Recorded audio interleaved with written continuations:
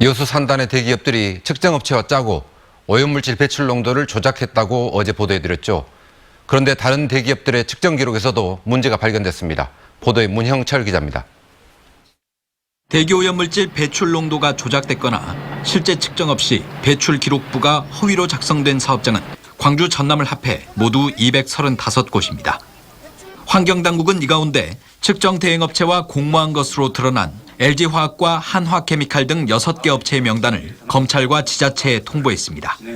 공모 관계가 확인된 6군데 업체를 관할 검찰청에 기소 의견으로 송치하고 해당 지자체에는 행정처분을 의뢰했습니다. 그런데 환경당국은 이 6개 업체 외에 GS칼텍스와 롯데케미칼, 금호석유화학 등 3곳의 여수 산단 입주기업에 대해서도 지자체에 행정처분을 요청한 것으로 확인됐습니다. 측정 대행업체와의 공모 관계는 확인되지 않았지만 이들 사업장에서 측정된 대기오염물질의 농도가 실제와 다르게 거짓으로 기록됐다는 겁니다. 특히 롯데케미칼은 1공장과 2공장 2곳, 금호석유화학은 고무 1공장과 2공장에다 열병합발전소 2곳까지 모두 4곳에서 위법행위가 발생한 것으로 보고 있습니다. 국내 석유화학 업계를 대표하는 여수 산단 대기업들에 대한 신뢰가 뿌리채 흔들리고 있는 셈입니다. 극심한 피해를 입히는 오염물질 배출업체는 이제 발붙일 수 없다. 퇴출 기업이 될 수밖에 없다라고 하는 것을 알아야 합니다. 영산강 유역환경청은 모두 31개 기업이 측정 대행업체와 결탁해 배출 물질의 농도를 조작한 것으로 보고 조사를 진행하고 있는 가운데 여수 산단 주요 업체들이 얼마나 포함될지가 초미의 관심사로 떠오르고 있습니다. MBC 뉴스 문형철입니다. 한전공대 설립과 운영을 위한 자치단체의 재정 지원 방안이 지방의회를 차례로 통과했습니다.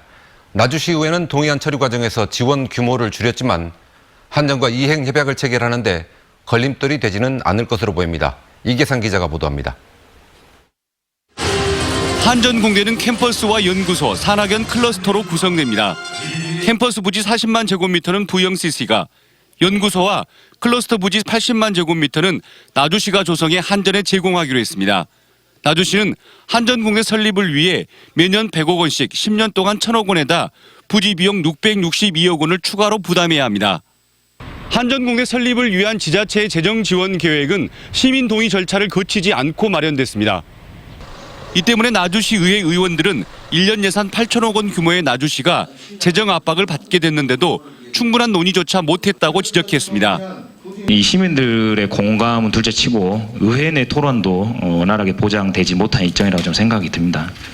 나주시 의회는 클러스터 부지를 한전에 무상 제공할 경우 법 규정에 어긋날 가능성이 높다며 관련 지원금 331억 원을 제외시킨 수정 동의안을 가결시켰습니다.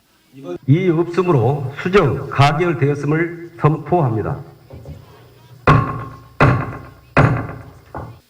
연구소 부지 비용 331억 원은 수정안에 포함됐지만 국비 지원을 받아 부담을 줄이기로 했습니다. 4세대 방사선 과속기가 만약 확정이 된다면 국고에서는 부지 매입비가 지원이 가능합니다. 그래서 저희는 그걸 전략적으로 수립을 해서 저희 시 재정에 좀 어려움이 없도록.